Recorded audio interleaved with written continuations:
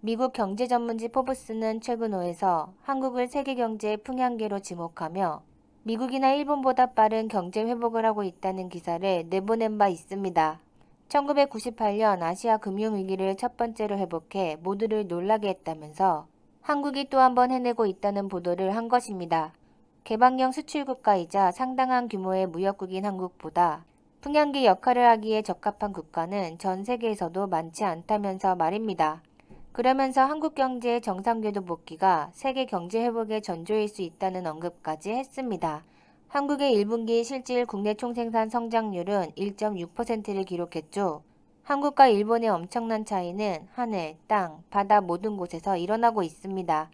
최근 일본 철도 3대 회사는 10조 원이 넘는 적자를 냈다는 발표를 했습니다.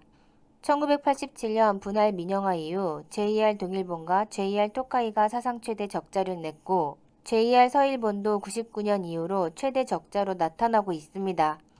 이를 본 일본인들은 대학 교수들이 말하길 철도는 국가의 재산이고 인프라이기에 여간해서는 기울지 않는다. 기울어지기 시작했을 때는 국가 기반 존망의 위기 시점이다 라고 했다며 우려감을 나타냈습니다.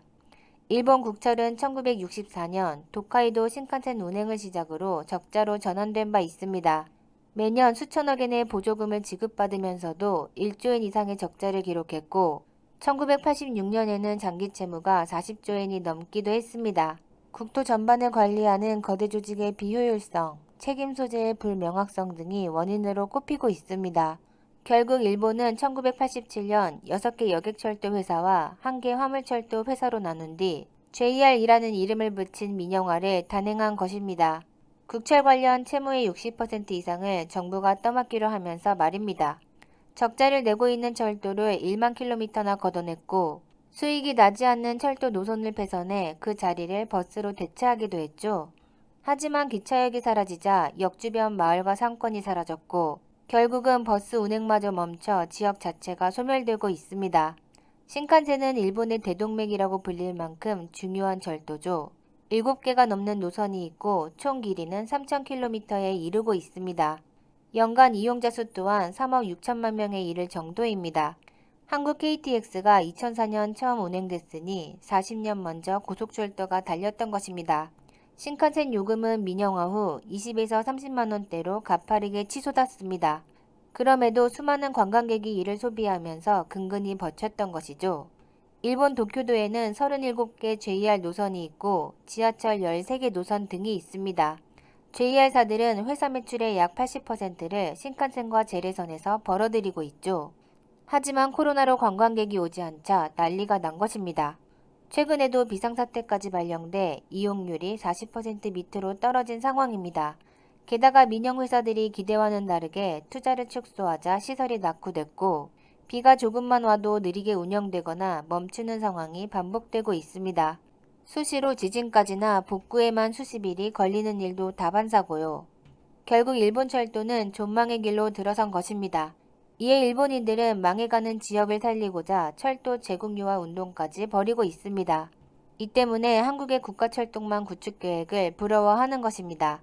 한국의 철도망은 국가주도로 운영돼 더욱 촘촘해지고 있습니다.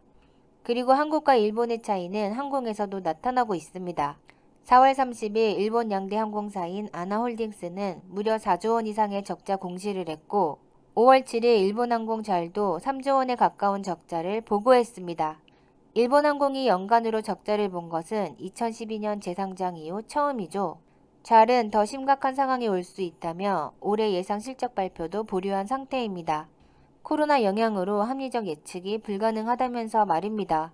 일본항공은 국제선 수입이 94% 줄며 대충격에 빠져 있습니다. 잘은 이미 2010년 파산을 경험해 정부가 나서서 적극 살린 바 있었죠. 여객사업 집중을 위해 화물기 10대를 모두 정리시키면서 말입니다. 결국 화물기를 버린 일본항공은 최악의 사태를 맞은 것입니다. 그런데 한국에서는 일본과 정반대의 상황이 벌어지고 있습니다. 1분기 대한항공은 36만 톤의 화물을 날랐고 아시아나도 17만 톤을 운송했습니다. 이는 2009년 이후 최대 화물 운송량이죠. 대한항공이 선방할 수 있었던 것은 23대의 대형 화물기를 보유하고 있었기 때문입니다. 연간 매출액 7조 6천억 중 화물사업 비중이 57%나 차지했죠. 결국 대한항공의 지난해 영업이익은 1천억 원대 흑자를 기록했고 향후 2년간 9천억 원 정도의 영업이익 성장이 전망되고 있습니다. 아시아나 역시 매출액 60%를 화물 사업으로 벌어들이고 있고요. 대한항공은 올 1분기에도 900억 원대 흑자를 전망하고 있습니다. 그런데 바다에서의 차이는 더 크게 나타나고 있습니다. 지난해 말 일본 1위 조선사 이마바리 조선과 2위 재팬마린 유나이티드가 생존을 위해 공동회사를 출범했지만 수주에서는 모두 한국조선 3사에 밀린 상황입니다. 게다가 일본 상선회사들은 자국산 배를 이용하다 잦은 사고로 신뢰를 잃고 있습니다. 반면 한국 HMM은 놀라운 모습을 보이고 있습니다. 선봉량이 1년 만에 70% 이상 증가하며 한국 수출을 견인하고 있는 것입니다. HMM의 영업이익 현황을 보면 작년에 9,800억 원 흑자로 돌아섰고 올해에도 3조 1천억 원의 흑자가 예상되고 있습니다. 이로 인해 HMM의 주가는 작년 5천원대에서 현재 4만원대에 도달한 상황입니다. 한진해운 파산 후 2018년 해운 재건 계획에 따라 정부로부터 3조 1천억 원을 지원받아 초대형 컨테이너선 20척을 확보했기 때문입니다. 지난해 4월 24,000 TEU급을 시작으로 총 15척을 인도받았으며 올 상반기에도 16,000 TEU급 5척 인도가 예정되어 있습니다. HMM은 여기서 그치지 않고 12척 확보까지 추진하고 있습니다. 정부와 협의 아래 한국조선 3사와 건조 협상을 벌이고 있는 것입니다. 계약 금액은 총 1조 7천억 원에 달할 전망이고요. HMM은 2022년까지 100만 TEU 달성을 목표로 해운제선에 나선다는 전략입니다. 이런 준비는 한국의 역대급 수출 증가세를 가져오고 있습니다. 4월 수출은 511억 달러를 기록하며 역대 최대치를 보였습니다. 지난해 대비 41% 증가한 것으로 3월에 이어 2개월 연속 500억 달러를 넘어선 것입니다. 이에 1분기 경상수지는 무려 228억 달러 흑자로 나오고 있습니다. 1분기 기준 역대 3위 규모로 지난해 같은 기간보다 76.5%나 증가한 것입니다. 선박, 화공품, 승용차, 철강, 반도체 할 것 없이 모조리 호조를 보이고 있습니다. 결국 일본 기업도 한국에 와서 생산을 늘리고 있습니다. 포토레지스트를 생산하는 도쿄오카 공업은 수백억 원을 투자해 인천에서 설비를 2배 확충했고 반도체 제조용 가스를 생산하는 일본 다이킨 공업도 한국에 408억 원을 투자해 10월쯤 공장을 신설할 예정입니다. 다이킨 공업과 도쿄오카 공업은 삼성전자와 SK하이닉스에 납품하고 있죠.